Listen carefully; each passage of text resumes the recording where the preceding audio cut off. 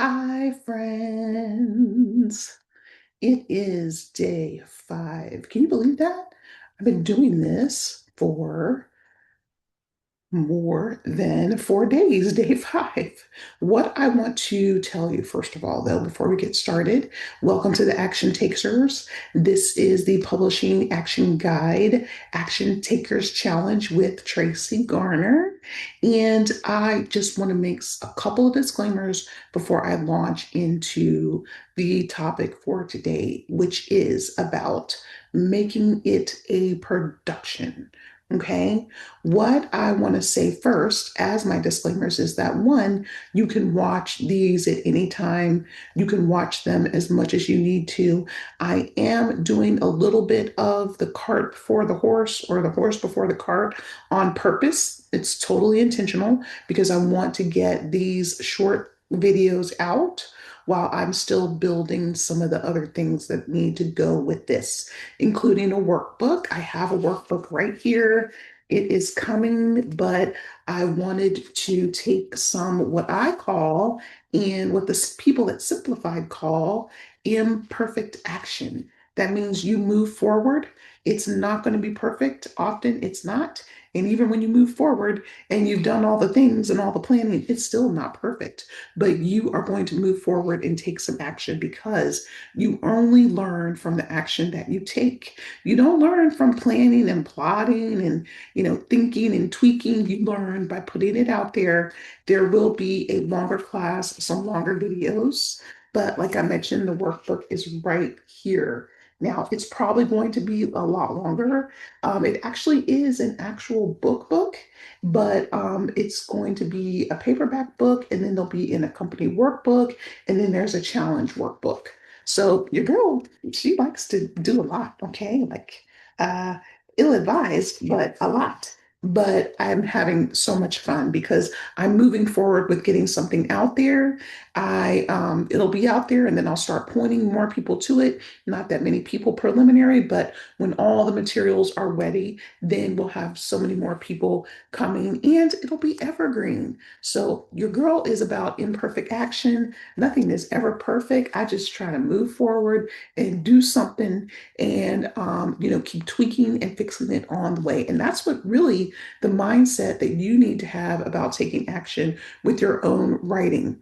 I don't know if I made the example already, but the living room example, it's like have some people over, even if you just have, some card, you have a table and it's being held up by two big cardboard boxes, right? And then people bring things for the housewarming and they're like, oh, wow, I saw you needed, some placemats. And I just thought, I'd give you a gift card to Home Goods, or I saw some placemats that would match the curtains that you had up. Like people will start to give you advice, tweak, sow into you even money or advice or, even gifts and products that you might be able to use. I have a couch, and I'm not saying that, you're broke down and you're poor, but I'm just saying that you want to start. You could be so proud of something that you built, and you want other people to see it and you want them to buy into it and you want them to love it, as much as you do. They won't ever love it as much as you do. They shouldn't because it's your product, but they will come to like it and enjoy it. And so just keep building and putting, you can put a chapter up on something, get some feedback, and soon you'll have a bunch of people asking for chapter 2 and 3 and 4 and 5 and on until you finish the book. So take some action. Don't worry about it being perfect. And, I'm leading by example. So today is, let me get my notes. Today is day 5. Part of our content today is about making a production. Now, one of the things that we talked about in day 4 is all these people that are going to be helping you, people that, beta readers and, people that do cover design and editing and some of the marketing, and maybe you're going on a blog tour, maybe you'll get an influencer. So you want to put everybody and all the dates into some kind of production schedule. Okay, that's really important. With a schedule of some kind, and some kind of well thought out to-do list, you will not get very far because you'll kind of do things piecemeal, you'll do things haphazard, and then things will seem very disjointed. So not only do you have people that are helping you, they all have been assigned something to do, and then when are they doing it? Okay.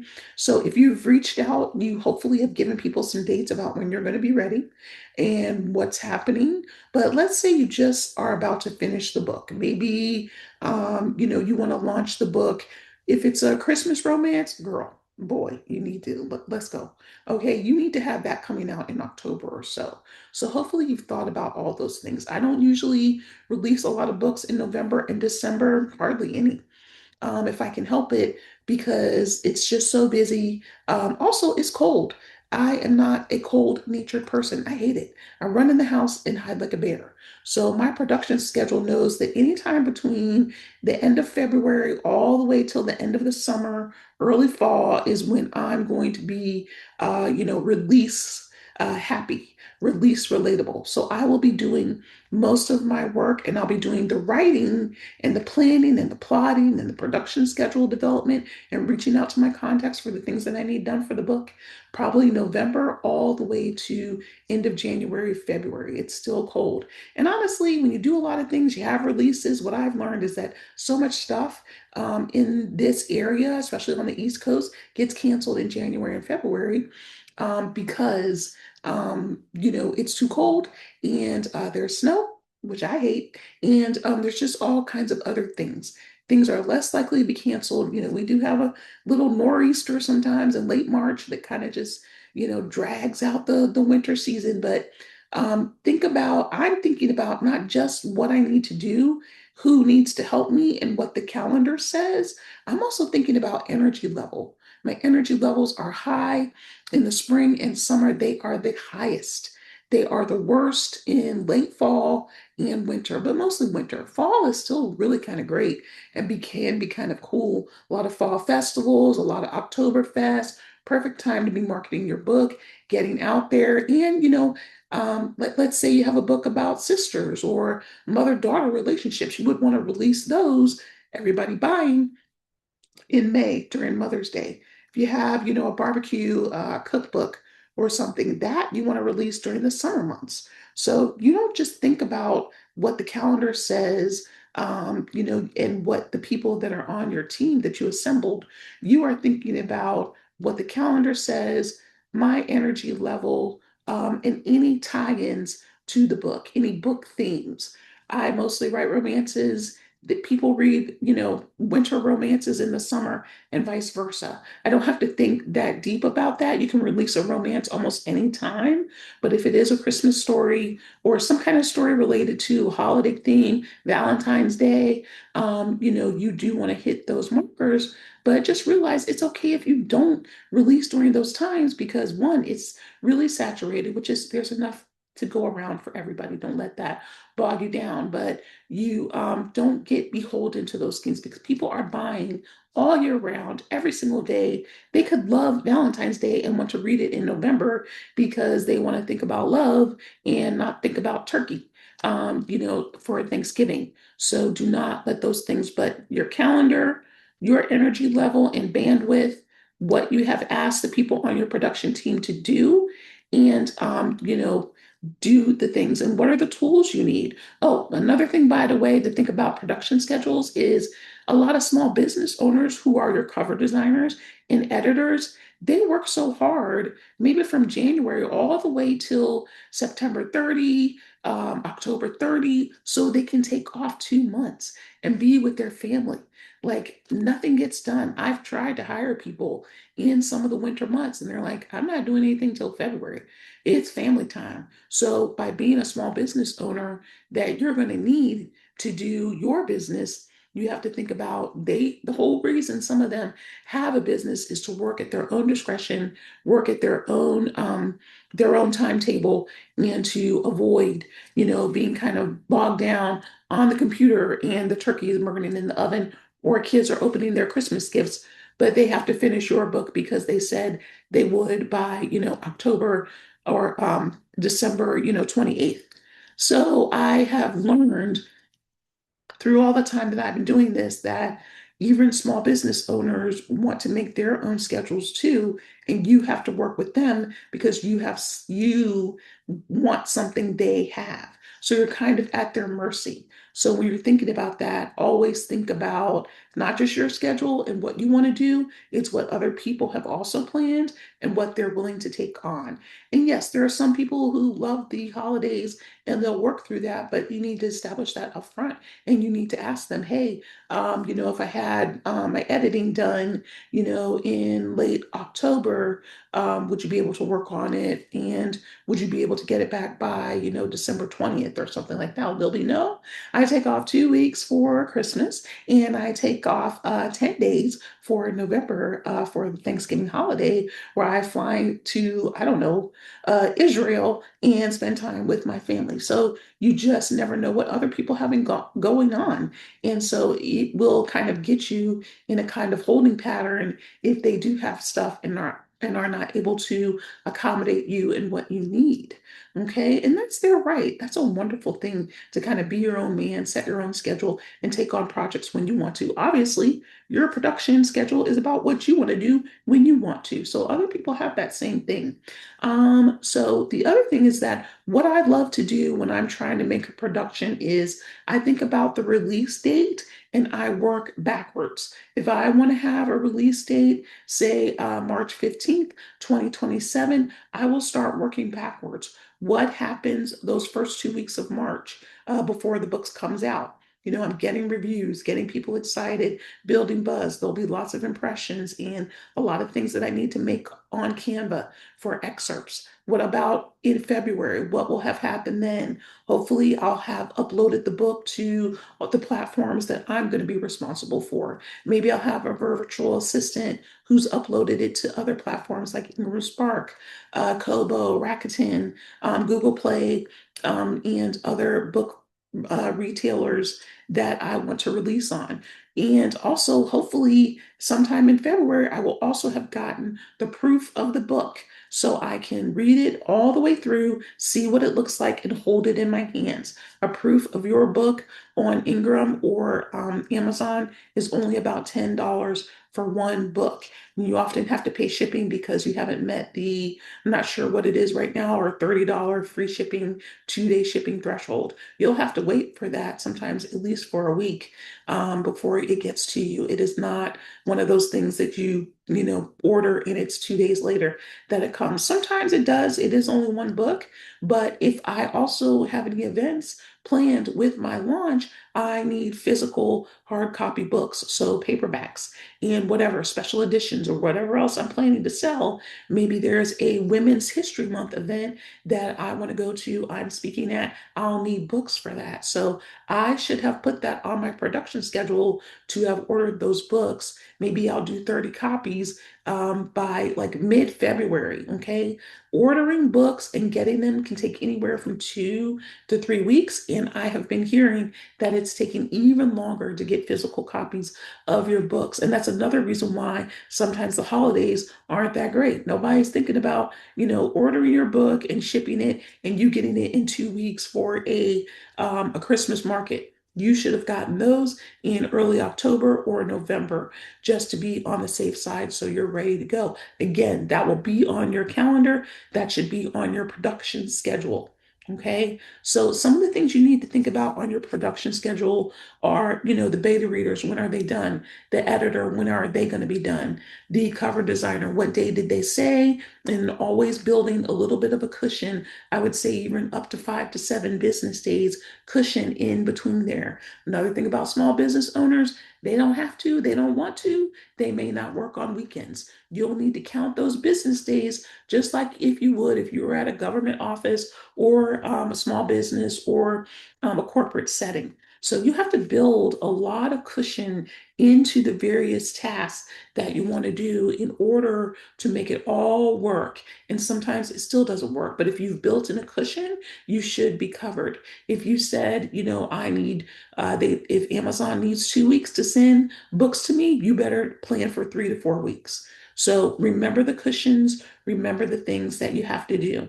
The other thing, you could break up your production schedule into the four phases that I mentioned of your launch. Back in day three, I believe, you wanted to do a tentative list of everything that needs to do. I think I said pre-production, the book is out, and then launching the book. There are four phases that I mentioned, and you want to put that all together in one list. You can use a spreadsheet, you can use Google Drive, you can use Google Forms in Google Drive, you can use Excel, and then you could also just ask ChatGPT to help you come up with a schedule of everything you need to do. You'd rather have every possible thing you need to do and then take some stuff off. Well, that doesn't apply to me. I didn't get any beta readers. That doesn't apply to me. I already had my cover and have a designer. But, sometimes you have to go back to the designer, the cover designer, or someone to say, look, this spine is not quite right. You may have added a page, you may have done something. You'll need to make sure all that is ready. And that should be on your production schedule.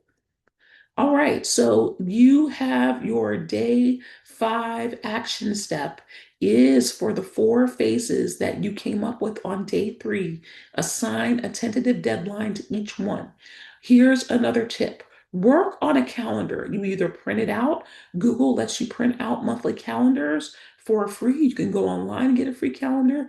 You can use your own calendar. You can use a wall calendar.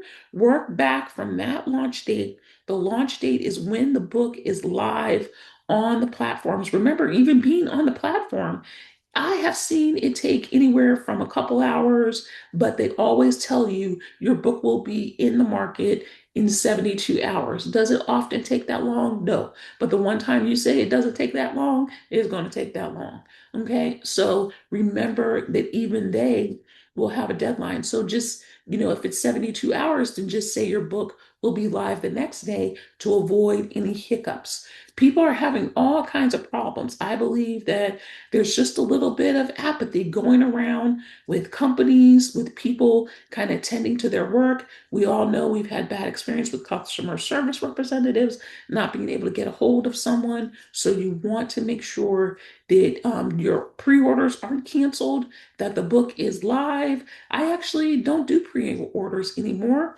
because honestly, they haven't been that many for one.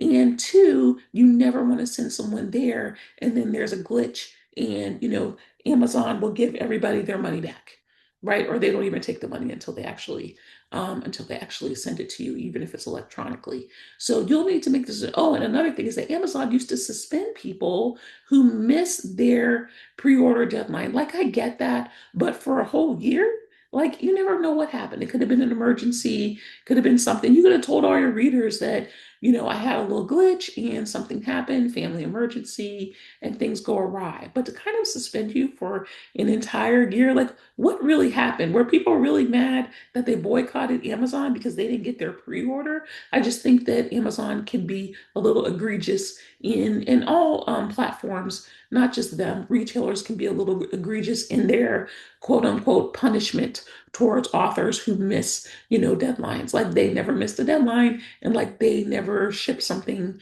that didn't end up perfect on your doorstep. Maybe even broken, shipped, damaged. I mean, what are you going to do? Ask for another one, and that's it. There's no need to kind of wield, this power that some of these platforms have. Anyway, that's a side note, and love you, Amazon. No harm, no foul. Don't mean anything. Just saying. So, you want to give yourself a cushion for unplanned delays. You want to communicate with everyone. I recommend that you really also have a spreadsheet for who is doing what. You need the contacts, you need the emails. Don't just think you're going to go to your email and find an old email. What if one day it gets wiped out or you can't access your old emails? So you want to have that somewhere in a spreadsheet on your desktop and maybe also in a Google Drive or any offline, off your computer, external drive where you can retrieve it. So communicate with the teammates, dates you expect them to do stuff. Okay. Add a note. You only need to share the dates of your needs for who to do what. You don't need to tell everybody about beta reader deadlines. You don't need to tell beta readers about editor deadlines, okay? Those things are specific to them. And sometimes they're not going to know, well, okay, you're going to have it edited, but on, um, let's say November 10th, but when should I be done doing my reading? They don't always know the order of things. Most people will get beta readers to help with developmental editing and really not much grammar, proofreading, line editing. Those are not beta reader tasks usually. Of course, there's always exceptions to the rules. There's always golden beta readers who go above and beyond because they love your work so much. That is a nice to have, but not a requirement. So just remember that sometimes people don't know, like, well, where's my deadline? They want to know their specific deadline, and you need to communicate that with them. So, so work backwards from your launch date. When is it planned to go live? You may need to think about some content and the things, and then you need to think about what platforms are you going to be posting on. You have an email newsletter list. You need to send out 3 emails throughout the day. Hey, the book is out. Hey, thanks so much for people who have bought the book already. And thank you so much. It was a wonderful launch day. Now be sure to share with a friend. And you're going to continue that, those emails, intermittently through your launch campaign, whatever that looks like. And you want to make sure that everything is ready. You can write some of that content now. You don't have to wait till it's ready and then you're going to be saying the same thing kind of over and over again. Here's an excerpt. Here's chapter 1. Here's a blog that I'm going to be on. You really should create some kind of templates to just help you fill in the blank. But I'm getting a little ahead of myself. I don't want you to be overwhelmed. I want you to really just think about, what does my production schedule look like? And if you need to, write it on paper first, where you can scratch out things and do some thinking, and then begin to build it in a spreadsheet or something that you like. It doesn't have to be a spreadsheet. I hate spreadsheets. I've learned to use them for work over the years. I've liked them a little bit more, but I still really don't mess with them. I just prefer a Word document with tables. Okay, so that I could just write it and move the table around, add columns as I need to, the date, whatever the task is, who's responsible, are some columns that you could come up with, and then the notes section. So the date, what is it? What's the task? Who's responsible? And then notes. Those are only 4 columns that I use. Anything else, I could put their contact information in there. I could keep a running list of what we spoke about, just to refresh my memory. And then I will put the dates in there with the due date is the first column. Okay. And this is when it's due. I can look and see where I'm at.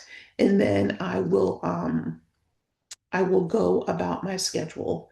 And just remember that things happen, hiccups, misses, deadlines, and things like that. Editors who don't sometimes fulfill sending what they need to send you in a timely manner, those are all going to impact your production schedule. But you'd rather have a map, even if you have to scratch things out. Keep updating it, keep printing it out and scratch it out, white it out if you need to, and then also change it on the electronic format that you have. Alrighty, so for those 4 phases, let's develop a production schedule. I will put a tentative production schedule in the workbook. I'm going to add that just as a sample for you to see what one would look like, but it's not set in stone. What takes you time to do will take somebody else 2 or 3 times longer or 2 or 3 times less. I have a great editor right now who knows my style, knows about how long it takes to edit my work, and has 3 kids of her own and is a military spouse. So, we've got a good schedule down pat, but anybody you are working with who is new may not have that. So just keep all of those moving parts in line, but do a production schedule where you are giving yourself a roadmap of what needs to be done, who's going to be doing it, who's responsible, and so on and so forth. All right. enjoy. Thanks for joining the Action Takers. I will have just a couple more days of content and we will wrap up and then we will finish the workbook and it will all be available to you probably at first at a discounted price and then it'll go up to full price. So get ready, get ready, get ready. I thank you so much for watching and I hope this has been helpful. Until next time, take care. Bye.